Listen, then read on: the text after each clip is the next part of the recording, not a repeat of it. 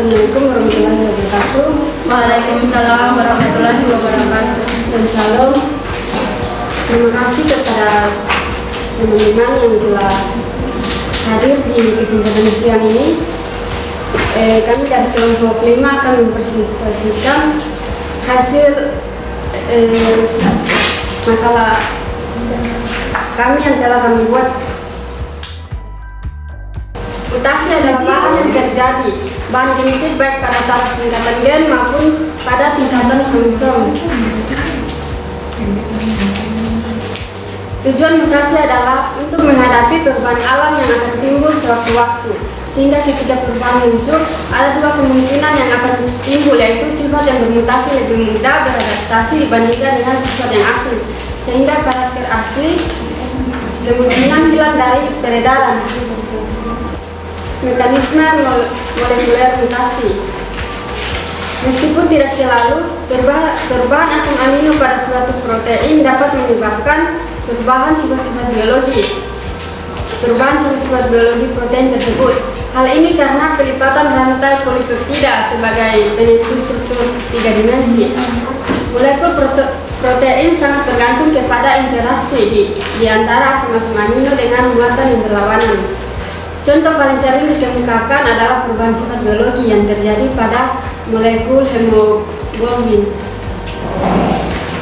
Hemoglobin pada individu dewasa normal terdiri atas 2 rantai polipeptida yang mensabit salah satu asam amino pada polipeptida. Digantikan disubstitusi oleh valin substitusi asam glutamat yang bermuatan negatif oleh valin yang tidak bermuatan atau netral, mengakibatkan perubahan struktur hemoglobin dan juga eritrosit yang membawanya. Hemoglobin penderita anemia bulan sabit akan mengalami kristalisasi ketika tidak bereaksi dengan oksigen, sehingga akan mengendap di pembuluh darah dan menyumbatnya. Demikian juga eritrositnya menjadi lonjong dan mudah pecah.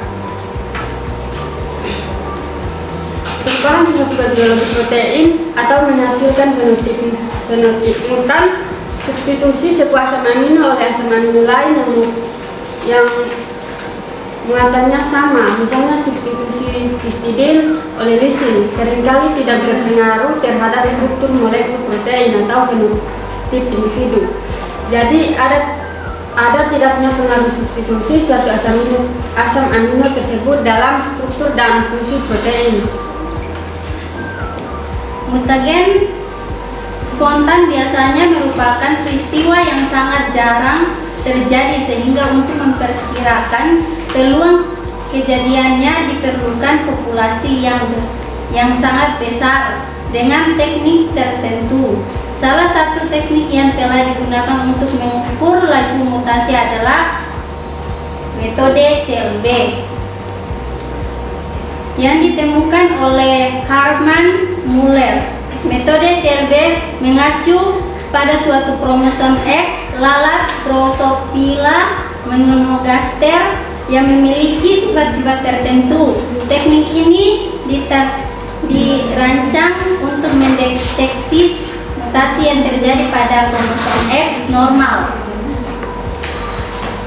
Kromosom X pada metode CLB mempunyai 3 ciri penting. Yang pertama, inverse yang sangat besar, C yang menghalangi terjadinya pindah silang pada individu penting heterozigot.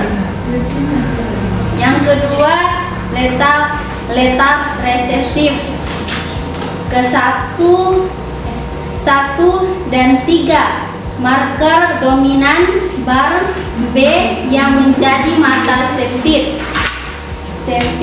Dengan adanya letal resesif, individu jantan dengan kromosom tersebut dan individu betina homozigot tidak akan bertahan hidup.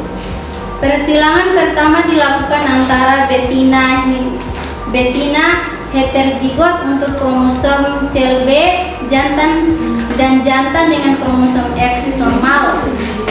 Di antara keturunan yang diperoleh dipilih individu betina yang mempunyai mata bar untuk selanjutnya pada persilangan kedua dikawinkan dengan jantan normal. Individu betina dengan mata bar ini jelas mempunyai genotipe heterozigot karena menerima kromosom CIB. Biasanya begitu banyak, maka sistem perbaikan salah pesanan tidak dapat memperbaiki semua kesalahan yang ada. Akibatnya mutasi tetapi terjadi pengaruh mutagenik, iradiasi UV memang hampir selalu merupakan akibat perbaikan yang rentan terhadap kesalahan. Mutasi balik dan mutasi penekan. Kebanyakan mutasi yang telah kita bicarakan hingga saat ini adalah perubahan bentuk alami atau normal ke bentuk hutan, atau sering dikatakan sebagai mutasi ke depan, forward. Mutasi semacam ini dinamakan mutasi balik atau refleksi.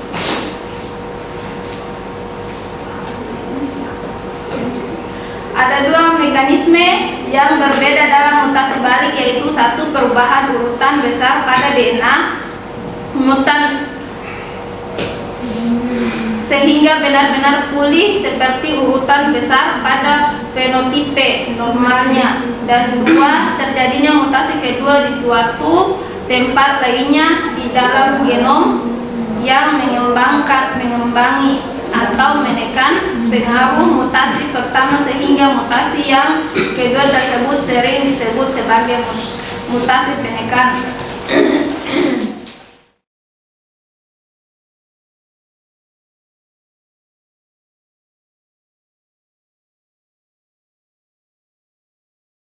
Mengapa mutagen spontan?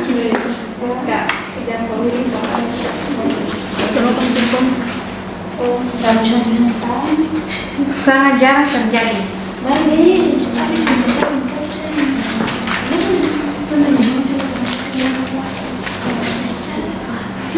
Mengapa mutagen kimia dapat mengakibatkan mutasi pada DNA baik yang sedang bereplikasi maupun yang tidak sedang bereplikasi? Mengapa ketika sistem SOS aktif, sistem penyuntingan oleh DNA polimerase 3 justru menjadi tidak aktif, dan apa penyebab sampai sistem itu sendiri tidak aktif? Yang terjadi pada seseorang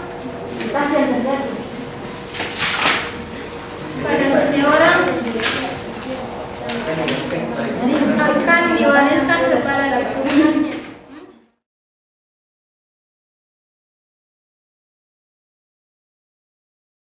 Assalamualaikum warahmatullahi wabarakatuh dan selamat siang.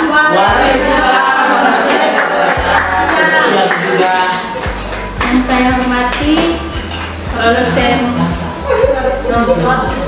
penyapu mata kuliah genetika lanjutan serta teman-teman yang saya banggakan. Di sini kami akan mengklasifikasi kembali pertanyaan dari teman-teman. Pertanyaan dari Hendra. Ini pertanyaannya, mengapa pada metode CIB tidak diketahui laju mutasi gen? Karena kita tidak dapat memastikan banyaknya gen pada kromosom X yang apabila mengalami mutasi akan berubah menjadi aler resesif yang mematikan. Mungkin itu saja. Saya kembali kepada jawabannya. Apa sudah paham? Saya paham dengan atas jawabannya. Ya. Saya akan menjawab pertanyaan dari saudara Mujanto, apa itu intragenik? Intragenik yaitu daerah di dalam gen. Istilah intron mengacu pada urutan DNA dalam gen dan urutan yang sesuai dalam transkripsi RNA, mRNA yang masih mengandung intron di sudut pre-RNA. Jadi langsung saja saya akan menjawab pertanyaan dari Suslinat dengan bunyi pertanyaan, mengapa perubahan urutan basa nukleotida berlangsung secara spontan dan acak? Apa penyebabnya? Penyebabnya mutasi terjadi secara acak yang beradaptasi hanya sebagian kecil. Mutasi spontan merupakan mutasi yang terjadi dibuat oleh manusia. Mutasi pada DNA baik yang sedang bereplikasi maupun yang tidak sedang bereplikasi. Karena mutagen kimia memiliki struktur yang mirip dengan basa nitrogen sehingga dapat mengganti pasangan nukleotida.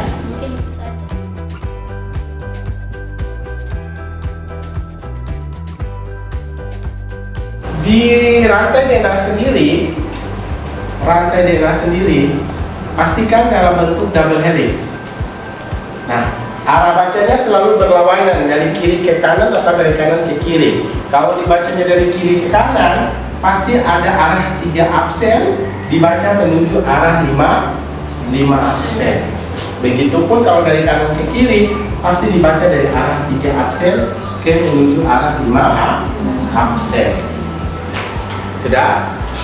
Komponen-komponen pada DNA, ya, pada DNA sebelum dilakukan proses replikasi, pasangan-pasangan ini sudah dalam bentuk yang namanya kodon. Ada yang bilang kodon atau koki? Sudah, namanya adalah kodon. Tidak ada kodok.